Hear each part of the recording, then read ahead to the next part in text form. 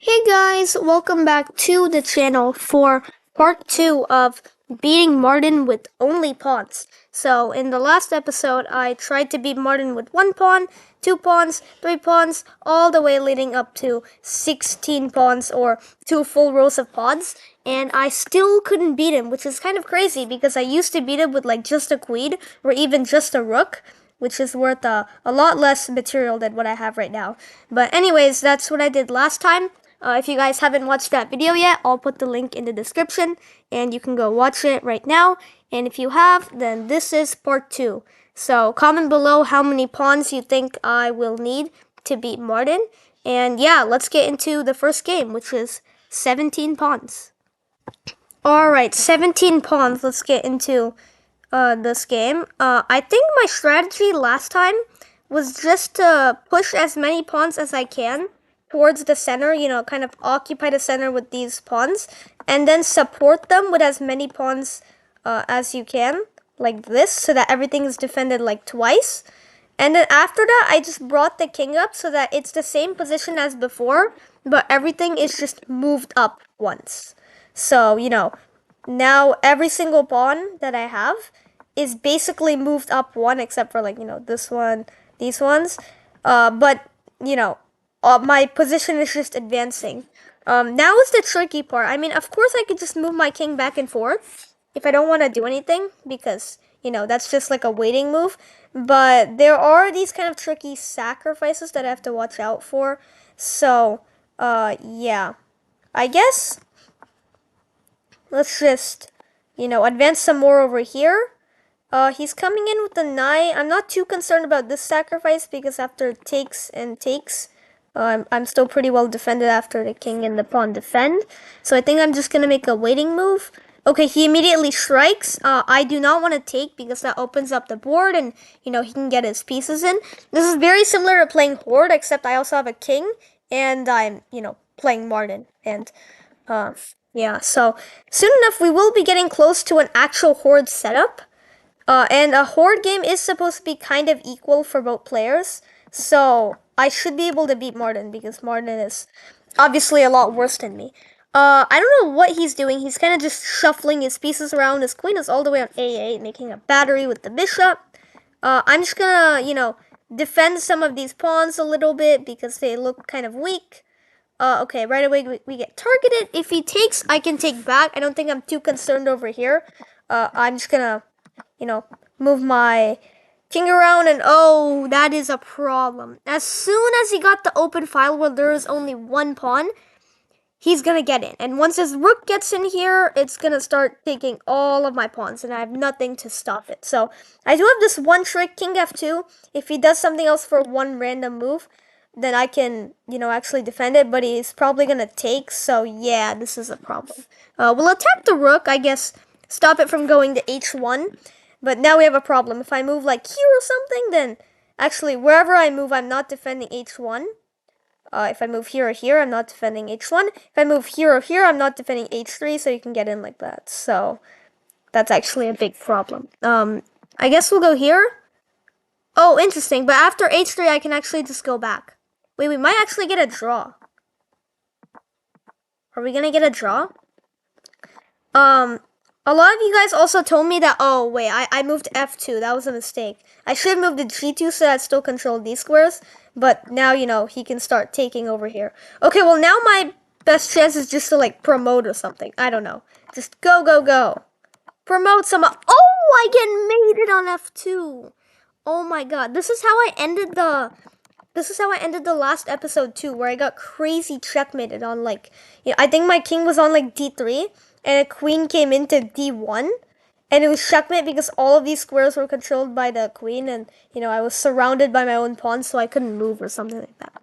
All right, with that, we do lose game number 1. Let's go ahead and move on to game number 2, or 18 pawns. Alright, 18 pawns. I was gonna say that in the last episode, a lot of you guys said that I was playing too fast because I was just, I didn't have a lot of time and I did want to get to 2 rows of pawns. But this time I do have a little bit more time, so I will play a bit more slowly, explain my thought process, and maybe not make any more silly mistakes. Yeah, that's probably gonna happen, but happen a little bit less. So what I'm doing right now is just, first I just, I already have 2 pawns in the center, so I just control the center with my other pawns, and then I kind of just defended my center pawns, basically all of them twice. And then I just advanced on the flanks a little bit, and once he started to go crazy on like the A file, I just wanted to block him off immediately so that he doesn't, start pushing and like get his rook active, because then I get in trouble. And then I think I will go A3, defend this square a little bit, and then let's just fill in this hole. Whenever you push a pawn, there is a hole behind it, so you kind of have to put pawns in that hole. Let's just move the king for the time being, because I think we are pretty safe now. So again, right now he's just shuffling his pieces. If you look at what Martin's doing, bishop b7, queen b8, bishop h8, bishop g7. Like, here's just repeating moves. Rook a6, right? He's not actually doing anything. So until he does a pawn break, I can just chill with my king and I'll at least get a draw by repetition. But once he starts going forward with his pawns, I have to actually make a decision. Do I take, do I push, or do I ignore and just take back? I think I'm gonna ignore. There's really no problem with that, right? As long as I don't give him any open files to enter with his rook or queen like I did last time, I should be fine. Because last time I made a huge mistake of opening up I think it was the H file, and then he got in that way. And there was nothing I can do to stop it. Okay, bishop f6, so maybe he's trying to sacrifice here. I think I can just take though, and I should be completely fine. If he had another piece, for example, this queen was here, then after this sacrifice, there's a follow-up the queen can take and come in. But there's no follow-up, so I think I should be fine. However, I am going to bring the king here to support this pawn, because if he gets smart and somehow brings the queen, then I do want to, support this pawn with my king. But right now he's just shuffling pieces around, so I guess we will do the same. Yeah, it looks like he only knows how to move bishops. Because if you look at the last few moves, it's like bishop a8, bishop f6, bishop h8, bishop f6, bishop b7. So, I'm not sure what's going on. Now he's only moving his queen. Back to bishop. Now he's alternating between bishop and queen. Okay, he finally moved a knight there. I'm not going to pre-move anything because he might, take. And I don't want to pre-move king here. And then, let the pawn promote. Oh, and we get a draw by repetition. Okay, well, that's definitely an improvement over losing 17 games in a row. So with that, we get a draw on the 18th game, but I'm not satisfied with that. I need to get a win. So let's go ahead and move on to game number 19. The one thing I've been seeing lately is that Martin is just getting smarter than before. Okay, I'm going to block off this idea immediately.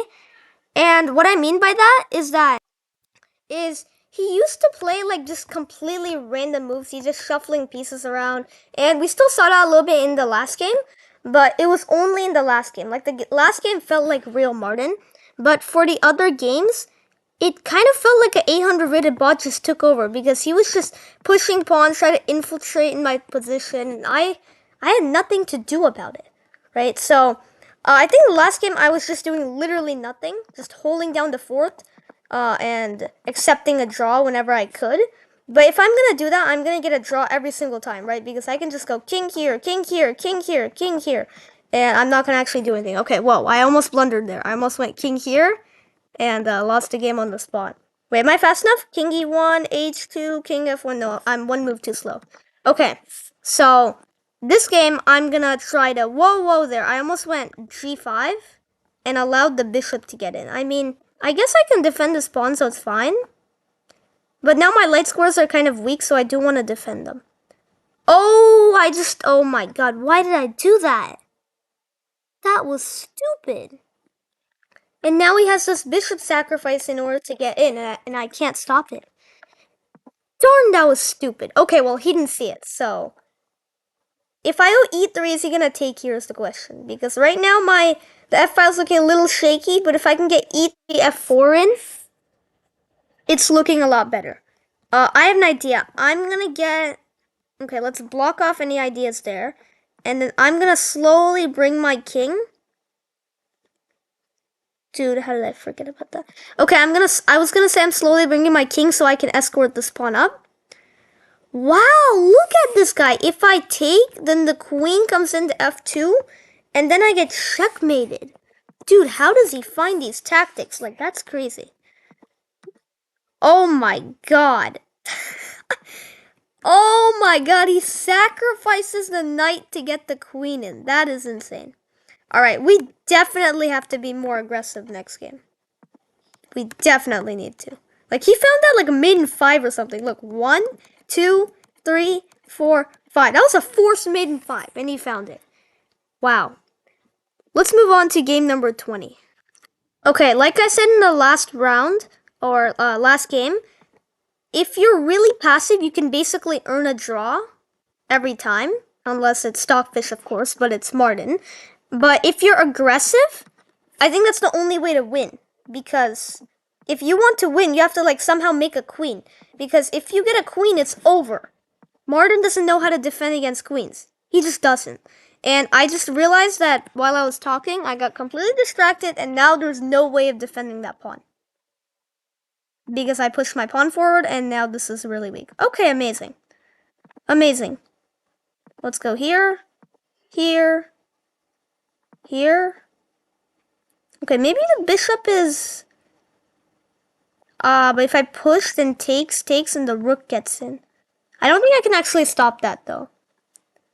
Let's take towards the center. Maybe he'll hang his rook?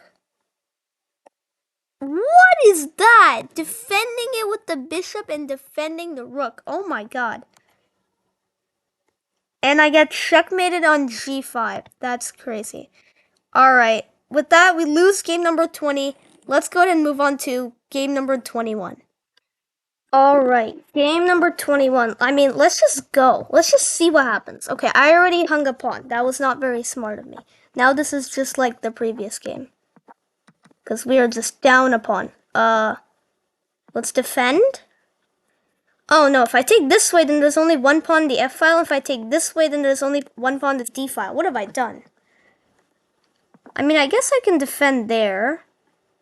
And defend with the king. Dude, look at this guy. I should have gone king e3, not king f3. Because now this pawn is undefended, and I can't take this way because then I lose the pawn. Oh my god. That's crazy. How is he seeing these tactics? I just don't understand. He's Martin. You're not supposed to see tactics. Wow, and now I'm gonna get checkmated. Bishop b7 checkmate. That is crazy. Alright, with that, we lose game number 21.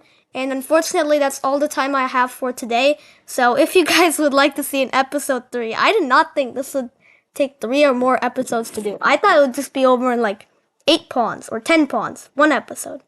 But anyways, yeah, sorry I didn't meet Martin. But yeah, if you guys want episode 3, then please let me know in the comments. And yeah, I will see you guys in the next one. Thank you so much for watching, and bye! Like and subscribe!